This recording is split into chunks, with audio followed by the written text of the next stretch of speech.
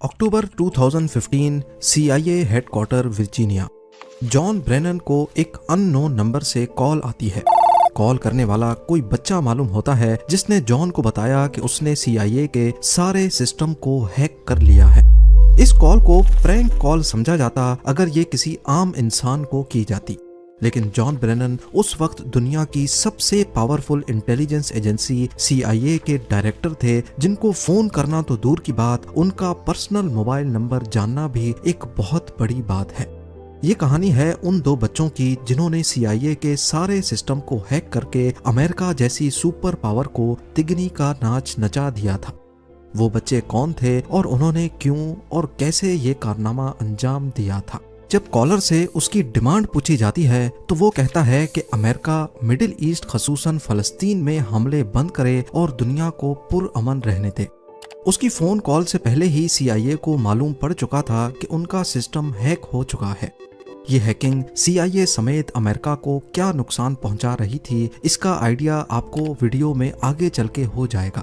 Call बंद होते ही पूरी अमेरिकन गवर्नमेंट और CIA हरकत में आ गई, और क्योंकि एक बच्चे ने इतनी बड़ी इंटेलिजेंस एजेंसी को हैक किया था तो ये CIA के लिए काफी शर्म का मकाम था। आपको यहाँ बताते चलें कि CIA के एजेंट्स सिर्फ इसी में अपनी हार मानते हैं अगर उनकी सिर्फ आइडेंटिटी डिस्क्लोज हो जाए। यहाँ तक के लैंगली वर्जीनिया में CIA हेडक्वार्टर्स के अंदर स्टारबक्स की एक ब्रांच है जो ऑफिसर्स को जिन कप्स में कॉफी देते हैं उन पर कोई लोगो नहीं होता और ना ही किसी एजेंट का नाम लिखा होता है। उसकी वजह यह है कि उन कप्स को ट्रेस करके एजेंट्स तक ना पहुंचा जा सके। अब आप आइडिया लगा लें कि जो CIA छोटी छोटी चीजों में इतनी एहतियात करती है, उसके लिए उनका सिस्टम हैक हो जाना कितनी बड़ी बात होगी। इन्वेस्टिगेशन स्टार्ट हुई तो मालूम पड़ा कि ये कॉल अमेरिका से मीलों दूर इंग्लैंड के शहर लेस्टरशायर से एक 15 साल के बच्चे ने की थी। ये बच्चा खुद को क्रैका कहता था और उसने एक हैकिंग कम्युनिटी बना रखी थी जिसका नाम क्रैकाज विद एटीट्यूड था। पर इसने CIA को हैक कैसे और क्यों किया था, इसके बारे में जानने के लिए हमें थोड़ा और पीछे 2008 में जाना पड़ेगा, जहां से कहानी की शुरुआत होती है। 2008 में अमेरिका की स्टेट वर्जीनिया में एक दूसरा लड़का था जिसकी पहचान डिफॉल्ट के नाम से होती है, और ये वीडियो गेम्स का बहुत शौकीन था। उसने वीडियो गेम्स में जीतने के लिए गेम्स की प्रोग्रामिंग में घुसकर कुछ चेंजेस करना शुरू कर दी। वो ऑनलाइन गेम्स जैसा कि काउंटर स्ट्राइक को अपने हिसाब से तब्दील करता और उसके रूल्स को चेंज करके बड़ी आसानी से गेम जीत जाता था, यानी कि वो चीट्स बनाता था। वो चीज़ों को अपने हिसाब से चलाने लगा और ये सब कुछ उसने इंटरनेट से ही सीखा था। डिफॉल्ट नामी लड़के को इस सब की इंस्पिरेशन अनोनिमस नामी हैकिंग ग्रुप से मिली थी, जो कि 2008 में काफी फेमस हो चुका था। अनोनिमस ग्रुप उस वक्त अक्सर न्यूज की हेडलाइंस बना देता था। ये ग्रुप अपनी आवाज उठाने के लिए बड़ी बड़ी वेबसाइट्स हैक करता और उन पर अपनी मर्जी का मैसेज लिख देता था। ये सब कुछ देखकर डिफॉल्ट अनोनिमस से काफी इम्प्रेस हुआ और फिर उसने भी हैकिंग की दुनिया में कदम बढ़ाना शुरू कर दिए। डिफॉल्ट ने आहिस्ता आहिस्ता छोटी मोटी वेबसाइट्स हैक करना शुरू कर दी, लेकिन वो कुछ बड़ा करना चाहता था जिसके लिए उसको भी किसी हैकिंग ग्रुप की जरूरत थी। लिहाजा डिफॉल्ट एनॉनसेक नाम के एक हैकिंग ग्रुप में शामिल हो गया। ये ग्रुप पहले भी कई वेबसाइट्स हैक कर चुका था, लेकिन ये हैकिंग ज्यादातर पॉलिटिकल पर्पस के लिए की जाती थी। एनॉनसेक ग्रुप बॉटनेट का इस्तेमाल करता था, यानी वो इंटरनेट पर वायरस बनाकर फैलाते थे और जिस भी कंप्यूटर में वो वायरस जाता वो एनॉनसेक के कंट्रोल में आ जाता था। वो तमाम कंप्यूटर्स जिनमें वायरस होता है उसको बॉट, जबकि कंप्यूटर्स के इस पूरे नेटवर्क को बॉटनेट कहते हैं। क्योंकि एनॉनसेक का मेंबर होने की वजह से डिफॉल्ट के पास भी इस बॉटनेट का एक्सेस था, और उसने देखा कि इस बॉटनेट में एक कंप्यूटर ऐसा है जो कनाडा के एक मेडिकल कॉलेज का था। डिफॉल्ट ने उस कंप्यूटर पर थोड़ी सी मेहनत की और उस मेडिकल कॉलेज के फाइनेंशियल रिकॉर्ड्स तक रसाई हासिल कर ली। उसने देखा कि स्कूल ने $9 मिलियन से ज्यादा की रकम स्टूडेंट से अभी वसूल करनी थी, और ये सारे रिकॉर्ड्स अब डिफॉल्ट के पास आ चुके थे, जो कि उसने कॉलेज के कंप्यूटर से डिलीट कर दिए। डिफॉल्ट की पहली हैकिंग कामयाब हो चुकी थी। इसकी वजह से मेडिकल कॉलेज का सारा निजाम धर्म भरम हो गया। ये पहली हैकिंग तो इसने शरारत में की थी, लेकिन अगली हैकिंग गुस्से में की गई।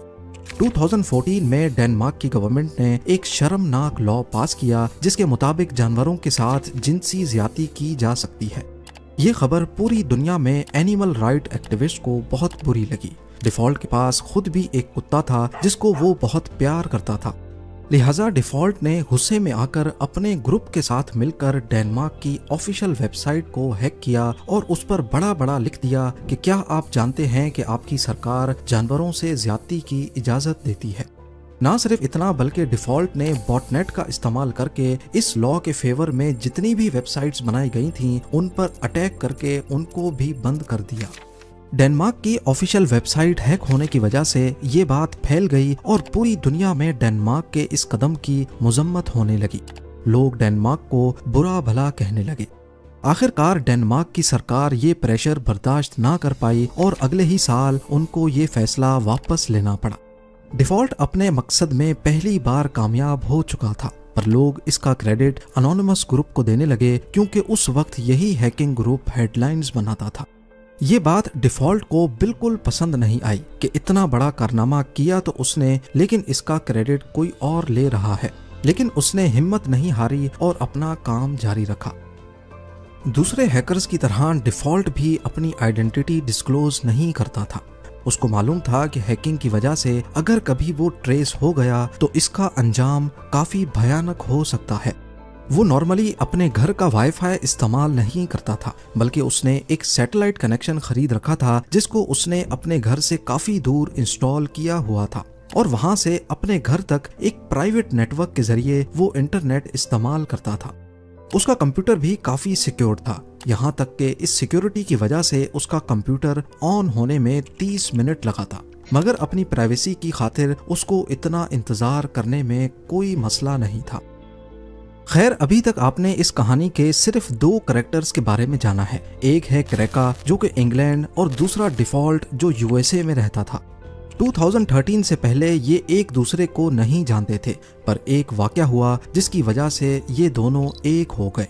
Edward Joseph Snowden National Security Agency में as a computer intelligence consultant थे। एक अमेरिकन गवर्नमेंट के प्रोजेक्ट पे काम करते समय इनको ये मालूम हो गया कि CIA हर इंटरनेट यूजर का डाटा और उसकी प्राइवेट इंफॉर्मेशन अपने पास राजदारी से रखती है और फिर उसे अपने मकासद के लिए इस्तेमाल करती है, जबकि यूजर को इस बात का इल्म नहीं होता। एडवर्ड CIA के इस राज से पर्दा उठाना चाहते थे, मगर दूसरी तरफ उनको ये डर भी था कि अमेरिका में रहते हुए ये काम नहीं किया जा सकता। या तो उनको मार दिया जाएगा या फिर सीक्रेट इंफॉर्मेशन लीक करने के जुर्म में उनको जेल भेज दिया जाएगा। इसीलिए एडवर्ड ने छुट्टी ली और हांगकांग चले गए, जहां उन्होंने जर्नलिस्ट के सामने अमेरिका के इस सीक्रेट को दुनिया के सामने खोल कर रख दिया।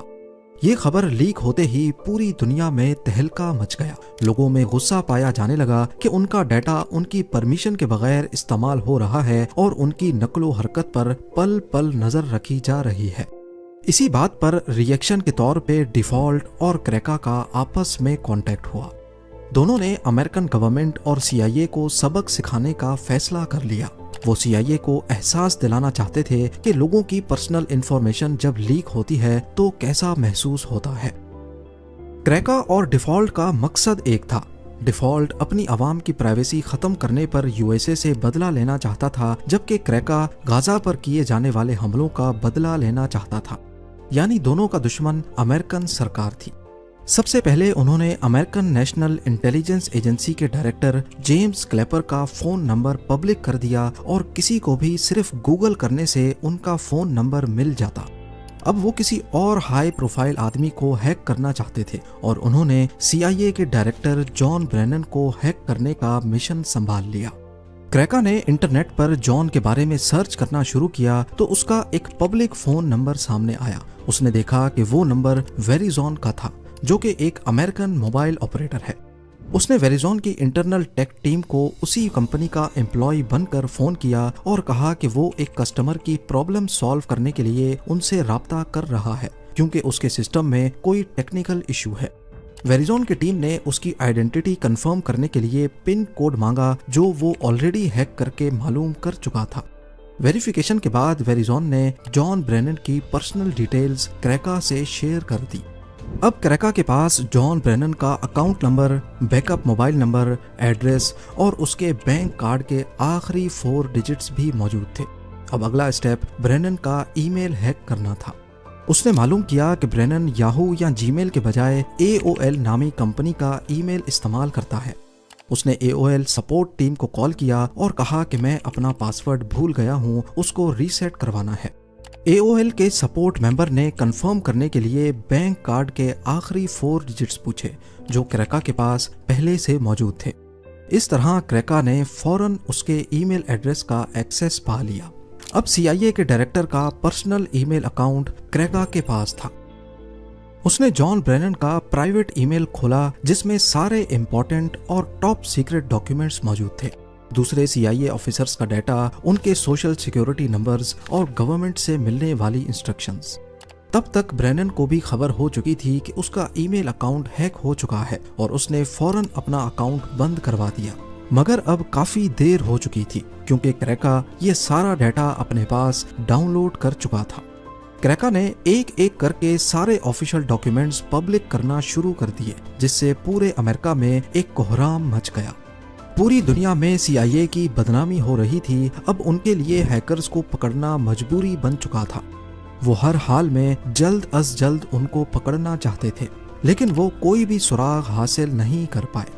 जॉन ब्रेनन को फोन करने के कुछ दिनों के बाद क्रेका ने डिपार्टमेंट ऑफ जस्टिस के 9,000 जबकि FBI के 20,000 एजेंट्स की पर्सनल इंफॉर्मेशन सोशल मीडिया पर शेयर कर दी। ये सब कुछ करने के बाद क्रेका आराम से अपनी जिंदगी गुजार रहा था। वो समझता था कि शायद उसे पकड़ना नामुमकिन है। लेकिन दूसरी तरफ डिफॉल्ट, जो कि USA का ही रेजिडेंट था, वो अब परेशान रहने लगा। उसे डर था कि अगर वो पकड़ा गया तो उसकी शामत आने वाली है। शायद वो कभी पकड़े ना जाते अगर डिफॉल्ट से ये गलती ना होती। उसने नशे में अपने दोस्त को बता दिया कि CIA को हैक करने के पीछे उसी का हाथ है।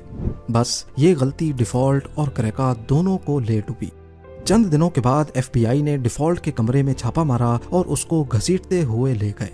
इंटेरोगेशन के दौरान क्रेका का नाम भी सामने आया, जिसको ब्रिटिश पुलिस की मदद से अरेस्ट करवा लिया गया। क्रेका का असल नाम केन गैम्ब्रिल, जबकि डिफॉल्ट का नाम जस्टिन ग्रे लिवरमैन है। कम उम्र होने की वजह से क्रेका को 2 साल की कैद सुनाई गई, जबकि डिफॉल्ट, जो कि डायरेक्टली CIA की हैकिंग में इन्वॉल्व नहीं था, उसको 5 साल की सजा सुनाई जाती है। दोनों आज जेल से आज़ाद हैं और साइबर सिक्योरिटी में अपना कैरियर आगे बढ़ा रहे हैं। आप क्या समझते हैं कि दोनों ने ठीक किया या गलत?